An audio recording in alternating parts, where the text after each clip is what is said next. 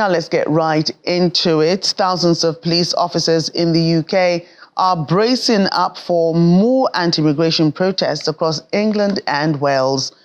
Rioters have been warned they will be dealt with quickly, as nearly 6,000 officers have been mobilised to curtail further spread of the violence.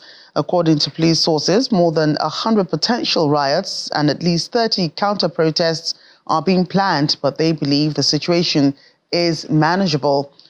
Met Police Commissioner Mark Rowley has also indicated that it's not possible to predict with complete accuracy which events may be the worst or the most intense.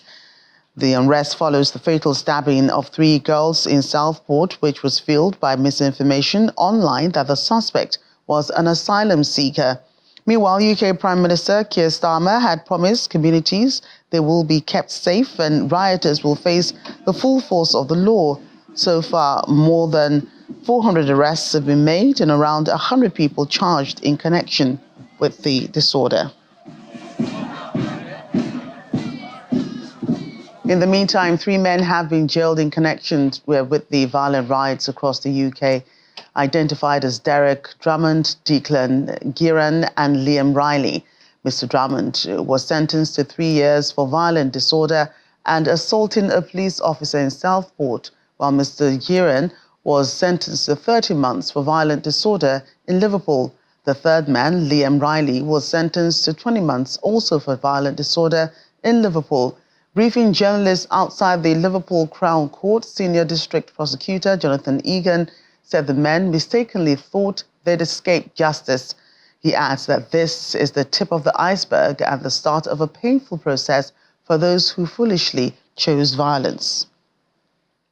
Let's talk to public policy analyst and lecturer at the School of Humanities, York, St. John University, Dr. Tokunbo Olorundami. He joins us from York in England. Great to have you on the program today. Thank you, Joke. Right, so what was your initial reaction to these anti-immigration riots across the UK? I was a bit shocked, apprehension and fear. Generally, a good number of my colleagues were really asking out for me, asking, how are you, and all of that. It was all of a sudden, out of the blues. No one expected it. So that feeling of shock was, a helpless one. And finding safety, getting out of public space as quickly as possible was what came to mind. I mean, I was shocked, to be honest. I didn't expect, in this age and time, a civilized country like United Kingdom will have that number of people with that level of misinformation and ignorance. It's shocking, to be honest. Right, and the last time such violence erupted across Britain was in 2011, more than a decade ago, when thousands of people also took to the streets after police killed a black man, this time in London. Many wonder what really has changed. UK Prime Minister Keir Starmer was quick to blame the unrest on the Fight-Right Party. Do you agree? No, it's very clear that this is, an arm of the far-right, group trying to push forward their agenda, as expected. And as you rightly deduced, the last time we had this, well, maybe not up to this size. The last one was quite, widespread and understandable. Was because, the policemen killed a black man and, there was an international feeling about the Black Lives Matters movement. And I think the British populace caught up with that. So both white and black and, everybody jumped in to vent their anger and displeasure about what happened. But then there's a criminal element to that. People started looting as one wouldn't expect, Now today, the far right, they've been coming. It's not today. I think with the aftermath of the Brexit and not getting the result they desire, they're looking for another launch pad to to push forward some kind of agenda, because Brexit was premised on a lot of misinformation. This riot is also premised on a lot of misinformation. It's not true that it was someone waiting for asylum that killed those kids. This chap was born in the UK. He's even a Christian, and one of the kids was also a black kid. So there's a lot of misinformation, and just seizing the moment to pursue their own criminal enterprise, as it were. And the Prime Minister is right. Yeah, the far-right groups are behind this one. But then there are a lot of other ignorant, not so well, asserted mindsets behind those who are jumping in to make excuses for looting and creating public disorder. Right, and many of these protesters and people causing violence jumped on the bandwagon, for violence, other violence, like the crime that killed those 3 girls in Southport. But the root cause is essentially a knife crime, which the UK has been battling with for quite some time now. How do you think, knife crime or any kind of violent crime can be, curbed in the UK? I wish that I have, the answer altogether right now to be able to say this is what. But I think there's a cultural dimension to it, because it's most popular among ethnic minority groups. Black African chaps who are perhaps confused about their identity and finding a place in this world. They get into, the regular, gang groups, and they are misguided, misled, and just as a proof of arrival or coming of age, they see the task of going to launch a hit against a rival group as the way to go.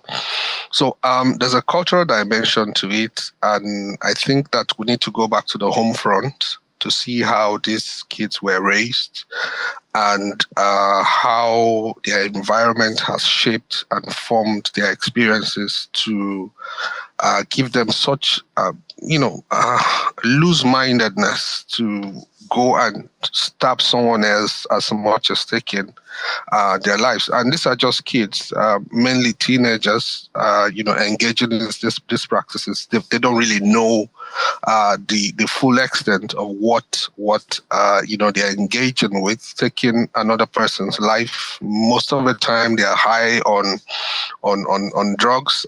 So there's a lot to do. But I would want to. If I was asked, I would want to see that the cultural dimension to those kids' social support system, the home front, is really checked, and ensuring that they're being shaped as they ought to become responsible members of the society. The environment has produced them. They are socially created, and so we need to be undoing some of those social vices and elements in the neighborhoods and in the local communities that is shaping the young folks into this kind of gang elements that go about with knives to take people's life. And Dr. Olorodami, hundreds of arrests have been made as promised by the authorities, more than 400 of them. We just saw 3 men bag months of jail time for violent disorder. A tip of the iceberg, the prosecutors say. Do you envisage more prison sentences going forward?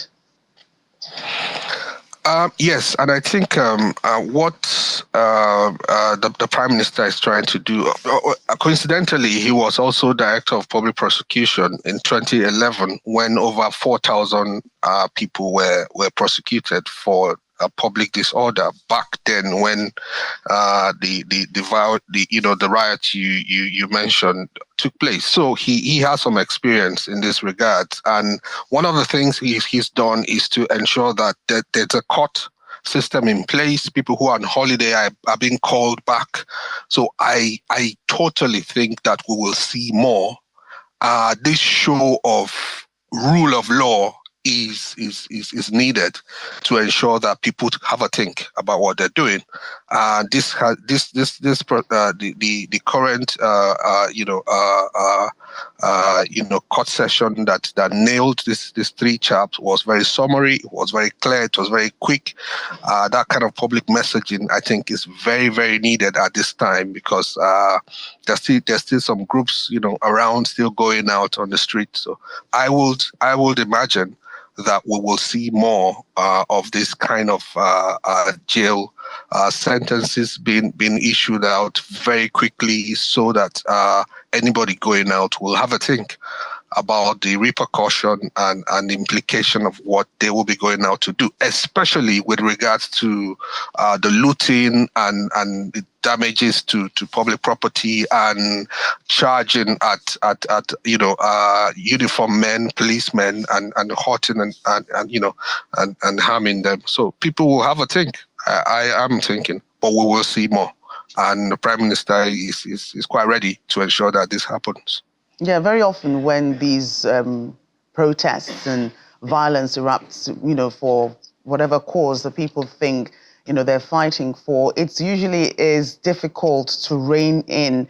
And even though information is now out there that it's not as it seems, the person that they thought committed the crime in stabbing those girls was in fact born in the UK. So how do you get information out to people on the streets to actually quell this violence, so that they know that, the reason why they're out there in the first place was totally uncalled for? Yes, I think public advocacy in this regard is very important. And the use of social media has also created a particular diversionary essence to this movement. Now, the social media ecosystem has been pumped with a lot of misinformation, and these groups are already there. So feeding them this kind of garbage was quite easy and quick. And to counter it will require, a similar method, quick, fast, mass media, social media like the ones we have today, going out to ensure that people are getting the right version of the information. And the government has, I think, done a lot in that regard, using all the media spaces, both electronic, print media, and social media, to drive that engagement advocacy that this particular move is based on misinformation and people need to get their facts right. However, with the likes of Elon Musk and others making side comments that are quite intense and driving a different narrative about what's going on, is also a problem. But then being able to counter this and ensuring that those who make this kind of comment are held accountable. Some of the guys who started some of this fire are on holiday somewhere else already. So you can imagine, that kind of looseness to what should be quite firm, ensuring that people are held accountable and made to sit and explain what they've put out there. So I guess we will see a lot more scrutiny following this riot. We'll see a lot more scrutiny on X and Facebook and Instagram and the likes of them, because this is where these groups are hibernating and gathering and mobilizing to launch this kind of disgraceful riot that we're seeing today. And how much longer do you reckon that the street riots will continue, or these gatherings that we've been seeing for days now? There's a good chance that the gatherings will not last long. I mean, I've just come out from the shops just before coming onto this interview, and it's quite quiet. People are going about their life. What the police have done so well is to contain them within certain spaces and not allow them drive to make it an all-out street, jumping and all of that. So they are containing them, and I think they'll burn out in no time. Having said that, there's a need to ensure that there's some kind of control online to limit the spread of that sort of anti-immigration, perspective and racial slurs that are, energizing the right-wing groups and getting, the uneducated minds to join in this kind of venture. But then I don't see it last long. I was in London yesterday. I was at the airport, so it's not, they're containing them.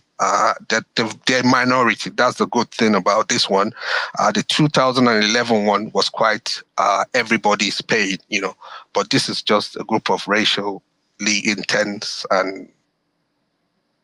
Dr. Olorundami, thank you for your time today. Well, over in Bangladesh, where Nobel Peace Prize winner Muhammad Yunus and a long-time political foe of ousted Prime Minister Sheikh Hasina has been named the country's interim leader. The 84-year-old's appointment comes after Ms. Hasina resigned and fled the country following weeks of deadly protests. Earlier, military chiefs held talks with coordinators of the anti-government protests in Dhaka to discuss the formation of an interim government. This follows escalating tensions across the country amid student protests over a quota system reserving 30% of government jobs for families of veterans from Bangladesh's 1971 Liberation War. The protests resulted in the deaths of at least 200 people. Welcome back. At least 2 people have been killed and several others trapped under the rubble after a hotel building collapsed in western Germany. According to officials, there were 14 people in the building in the municipality of Krov at the time of the incident. 5 people were able to flee unharmed. The trapped people were also able to contact police by phone, so authorities know where in the building they're located and what condition they're in. Rescue efforts are ongoing with more than 200 emergency services personnel at the scene. Nearby residents have been told to evacuate the area, given concerns that the hotel building could collapse further. Staying in Europe, a 39-year-old Polish man has been found guilty of assaulting the Danish Prime Minister in June. The Prime Minister's office says she was hit by a man in a public square in the capital, Copenhagen, on June the 7th. The Polish man, in his defense, said he can't remember what happened because he was drunk. But authorities say the man could face 4 months in prison and deportation from Denmark for 6 years. It was only yesterday that the U.S. Vice President Kamala Harris named Minnesota Governor Tim Walz as her running mate for the 2024 November elections. The decision comes after she narrowed down her candidate choice to 2 finalists. Let's take you back to that moment. Ms. Harris asked Mr. Walz to join her candidacy. Hi, this is Tim. It's Kamala Harris. Good morning, Governor. Good morning, Madam Vice President. Listen, I want you to do this with me. Let's do this together. Would you be my running mate and let's get this thing on the road? I would be honored, Madam Vice President. The joy that you're bringing back to the country, the enthusiasm that's out there, it'll be a privilege to take this with you across the country. Well, let me tell you, I have just the utmost respect for you. I have really enjoyed our work together. You understand our country. You have dedicated yourself to our country in so many different and beautiful ways. And we're going to do this. We're going to win. And we're going to unify our country and remind everyone that we are fighting for the future for everyone. So let's get out there and get this done, okay? Let's do it. Do the work in front of us. Let's win this thing. That's right. All right, buddy. I'll see you soon. Take care. Thank you. Okay. Yeah. Bye. Meanwhile, work began almost immediately for the two as they held their first official campaign rally in Philadelphia on Tuesday. Speaking during the event, Mr. Walz says he will support Vice President Harris every single day until the election. Ms. Harris also noted that her running mate is a leader who will help unite the country and move America forward. However, the Trump campaign was quick to attack Mr. Walz as a dangerously liberal extremist. I stand before you today to proudly announce I am now officially the Democratic nominee for President of the United States. Since the day that I announced my candidacy, I set out to find a partner who can help build this brighter future.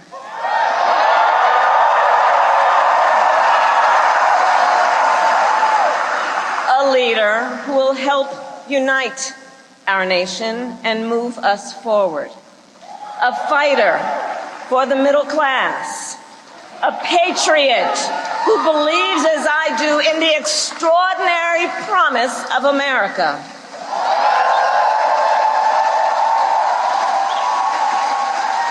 A promise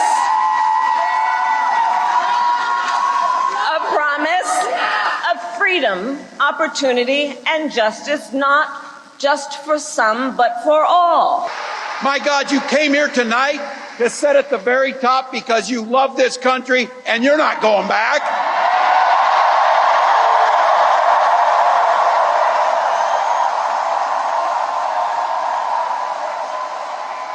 She believes in the opportunity for every single person to join the middle class. She believes in the promise of America. We just got to fight. We just got to fight. Because as soon-to-be President Harris says, when we fight, we win! Let's speak to Global Affairs analyst Edward Okwa, who joins us from Dallas, Texas. Edward, great to see you again today. Well, thank you for having me. So let's begin, with your thoughts on Ms. Kamala Harris's choice of running mate. How are many reacting to this?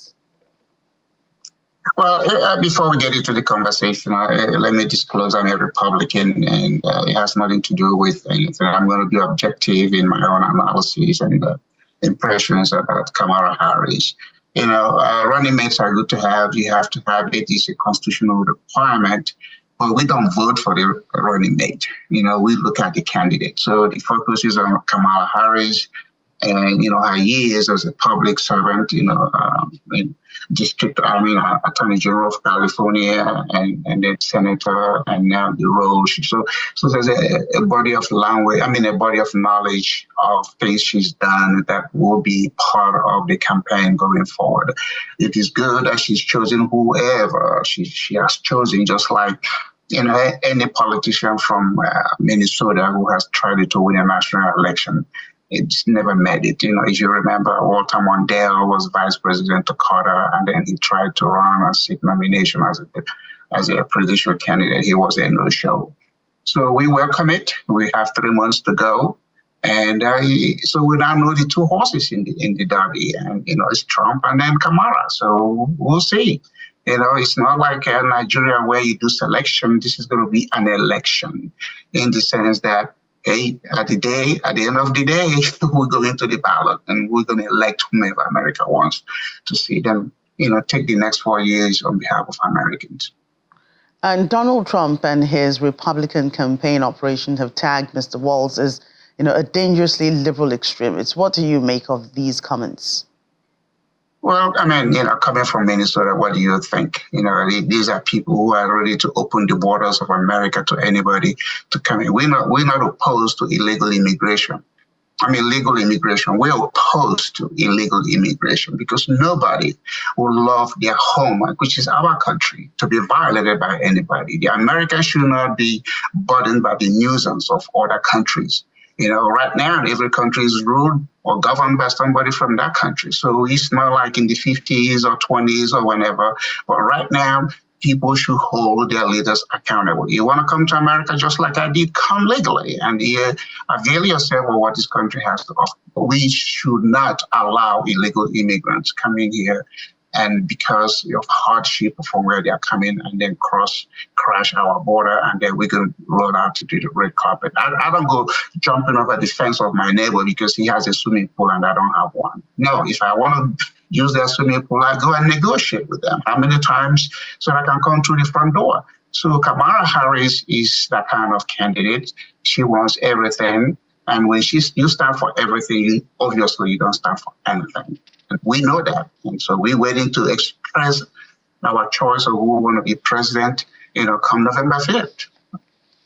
And it appears both candidates have a good rapport. We hear Ms. Harris call to the Minnesota governor her buddy. Are Democrats hopeful that Tim Walz will win over votes in the crucial states? in the Midwestern region? Well, I'm sure he's going to convince some people, but, nobody knew about this guy until now that he's on the national stage. Again, Minnesota is not a state most of us, look to see what it is they're doing that can be copied and pasted. So, it's a safe state for Democrats, and they do what they do over there. But, like I said, I'm so happy when he was announced as a running mate. The focus is not on the running mate. He's a lousy governor. Even when he said there was some kind of record in National Guard, we found out that it's all a lie. Just like when John Kerry made his own claim about military service, we found out it's all a lie. Of course, people lie and people can embellish their resume. The point is that when it's put to test, we can find out, what their character is all about. Kamala Harris is not an appealing candidate. She's not somebody, she has an identity crisis. She's going to have to define who she is. Is she a Black woman? Is she an Indian, Canadian, Jamaican woman? All of those things are important. You want somebody who's going to be your president to be really somebody who's confident to talk about their background, not somebody who's going to hide under some kind of clout just to make you say, oh, just vote for me. Every American president has always worked for every American. I've been in this country for 37 years. I have done what I have done and didn't have to go look to the government to get it done. But when it comes to preserving what is America and what America is to the world, I believe in that. Come to America legally. The liberal and socialist attitude is not good for this country. And I wouldn't have left Nigeria to come here to be a Democrat. I came here because I like less government. I like rules and regulations that are open and fair so that if I choose to do something, I don't have to go to a shepherd. I'm not a sheep, looking for a shepherd to tell me what to do. So that's what America is all about. You believe in that, anybody can do anything in this country. But Kamala Harris and Tim Walz, I'm happy that they are the choices that Democrats put up. And some Republicans, particularly those in Arizona, have begun campaigning for Kamala Harris, a full-blown Democrat, boycotting their presidential candidate, Donald Trump. What could be the possible reason for this diversion, going by everything that you've said so far? Well, you remember when it was Trump and Hillary Clinton, the polls show that Hillary was 98% to win. And then, come at the end of the day, we know who became president. If in America to elect our president, we don't do by majority vote. We have the Electoral College. So, the battleground states are the crucial states. And we believe that when people go to vote, it's not digital voting. It's not online. You can see a whole lot of things online. But it's when you vote, that's where you're going to know who it is you want. So Arizona people can do whatever. Remember, 30 days or 90 days, not 3 months or 90 days in an election in America is an eternity. So we don't know until November 5th. And, I'm just as nervous. Like the song, it's not over until the fat lady sings. And that fat lady is going to sing November 5th. But I can assure you, based on my own perception and my own wish, Kamala Harris is not going to be POTUS. She's not going to be president of the United States. She's had her run, she's got a national presence, but she's not a credible candidate. So in your opinion, you think that the choice, both Kamala Harris and Tim Walz, you think that they will not be able to win this election in November? Is that what you're saying? They will not win. Yes, that's what I'm saying. They're not going to win. They'll make a good showing, but they're not going to win. Well, we must thank you for your thoughts today on the program. Well, thank you for having me. Well, the annual U.S.-Australia summit is underway in Annapolis, the United States. China's coercive behavior, tensions in the Middle East, and other issues currently top discussions at the summit. Representing the United States at the meeting are U.S. Defense Secretary Lloyd Austin and Secretary of State Antony Blinken. Also in attendance are Australian Foreign Minister Penny Wong and the country's Deputy Prime Minister Richard Marles. Mr. Sinwar. With regard to Mr. Sinwar, he has been and remains the primary decider when it comes to concluding a ceasefire. And so I think this only underscores the fact that it is really on him to decide whether to move forward with a ceasefire that manifestly will help so many Palestinians in desperate need, women, children, men, who are caught in the crossfire of Hamas's making in Gaza, whether we can put Gaza and the region more broadly onto a more peaceful and secure path. So it only emphasizes the fact that, as has been the case for some time, it really is on him. This is the decisive moment. The negotiations have reached their final stage, and we believe strongly that they should come across the finish line very, very soon. And that, besides changing everything for people in Gaza, bringing the hostages home, giving us an opportunity to build a more enduring peace for Gaza, also opens up other possibilities, other prospects more broadly in terms of de-escalating tensions and bringing real security and stability. We're doing everything we can to put measures in place to protect our troops and also make sure that we're in a good position to aid in the defense of Israel if called upon to do that. So you've seen us do a number of things to strengthen our force posture. Again, I'm in constant communications with my commanders in the region and also with our allies as well. So we'll see how this evolves, but I won't speculate on any specific action by Iran or any other Iranian-backed group going forward. And when we return, are you a lover of cats? Well, stick around after the break as we take you to a record-breaking cat expo in Hong Kong. Do join us again.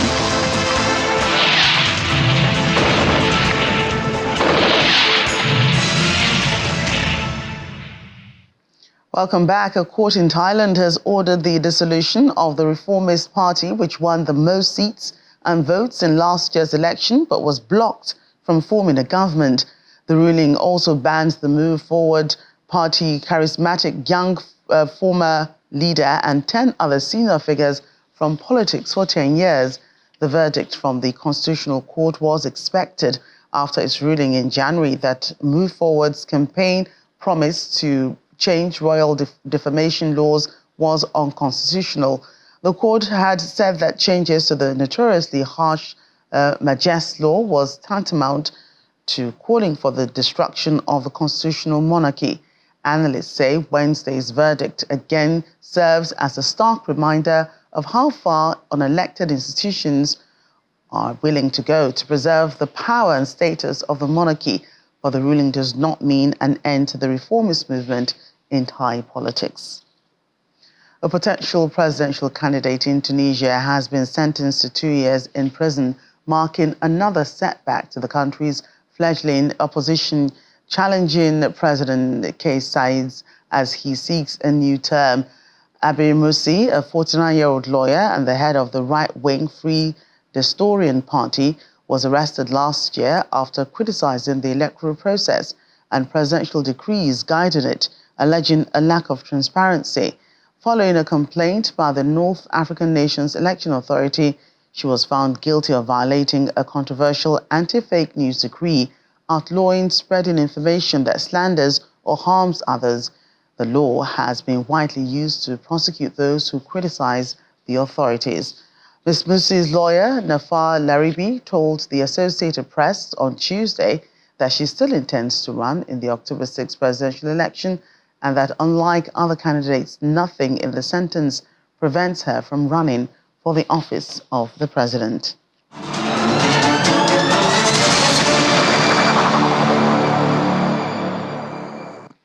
Now to the war in Sudan. The International Criminal Court is urging the UN Security Council to find imaginative, creative ways to end the ongoing violence in the Darfur region.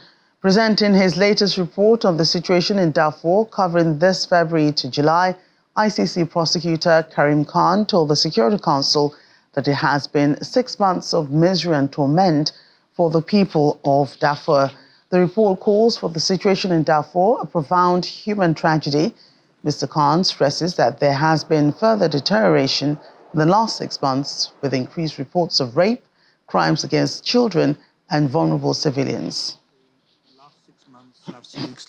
The last 6 months since I presented my last report to this council have been 6 months of misery, 6 months of torment, a terrible 6 months for the people of Darfur.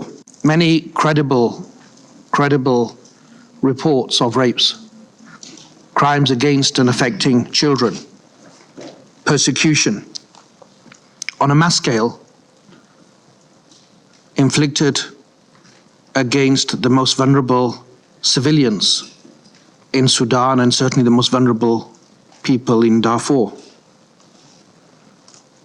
Terror has become a common currency, and the terror is not felt by the people with guns and with weapons, but it is felt by people who are running very often with nothing on their feet, people hungry. We have somehow forgotten of the responsibilities under the UN Charter that rest with this council by dint of your declaration in 2005 that the situation represents a threat to international peace and security. This feeling that Darfur is a law-free zone in which people can act with abandon based upon the worst proclivities, their worst base instincts, the politics of hate and power, the opportunities to profit, rather than the fundamental imperatives that we owe to each other based on our common humanity. To those on the ground today in Darfur, and addressing both the Sudanese armed forces and the rapid support forces, to those that are aiding and abetting them, that are encouraging them, that are funding them, that are supplying them with weapons, that are giving orders, that are gaining certain advantages, I want to be crystal clear that we are investigating. We're using our resources as effectively as we can to make sure that the events also since April of last year are subjected to the principle of international humanitarian law and the imperative that every human life must be seen to have equal value.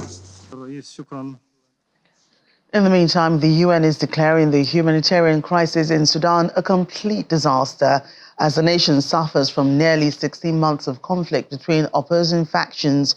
During a Security Council meeting, Adam Wasono, the Director of Operations and Advocacy at the Office for the Coordination of Humanitarian Affairs, criticized the blockade of essential supplies that endangers the lives of malnourished children in North Darfur, Sudan, as an entirely man-made crisis. This is coming days after the Famine Review Committee concluded that famine conditions are present in the country. Our worst fears were confirmed last week. The Famine Review Committee concluded that famine conditions are present in Zamzam camp, close to El Fasher, the capital of North Darfur. This is the same camp that Médecins Sans Frontières warned about 6 months ago, where one child was dying every 2 hours from malnutrition. The Famine Review Committee also found the famine conditions are also likely present in other displacement camps and in and around the city. When famine happens, it means we are too late. It means we did not do enough.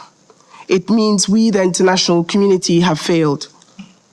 This is an entirely man-made crisis and a shameful stain on our collective conscience. We signaled that famine was imminent. We warned then that aid agencies were being blocked from accessing significant parts of the country with food and other essential supplies. But our warnings have not been heard. The Famine Review Committee, FRC, has concluded that there is famine in Zamzam camp near El Fasher in North Darfur. Over 750,000 people are currently classified as being in IPC Phase 5. They are experiencing catastrophic levels of food insecurity. And an estimated 730,000 children are projected to suffer severe acute malnutrition this year, the most life-threatening form of malnutrition. This is the first time that the committee has confirmed a famine for more than 7 years, and the only third time since the global monitoring system was launched 20 years ago. قلنا لكم من قبل وطالبنا مجلس الأمن بأنه إذا لم يتم إدانة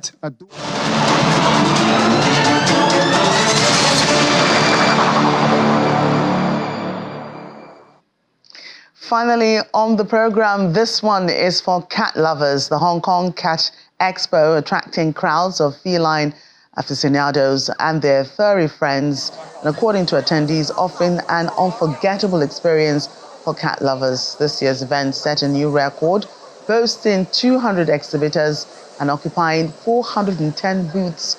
Attendees were treated to a wide array of cat-related products, engaging activities and thrilling entertainment, highlighted by the International Cat Show, where talented felines from around the world showcase their beauty and skills. This year's expo highlighted innovative brands from Japan, Korea, and Malaysia, delighting attendees with unique and creative cat products. A standout event was the CFA Summer Champion Cat Show, featuring 10 ring competitions where felines vied for top honors in various categories. The expo also offered an array of special activities, including the Cultural Creative Arts Zone, a must-visit selfie spot featuring a giant foodie cat, and an exclusive display titled Gloomy and 12 Chinese Zodiac, ensuring that there was something for everyone to enjoy.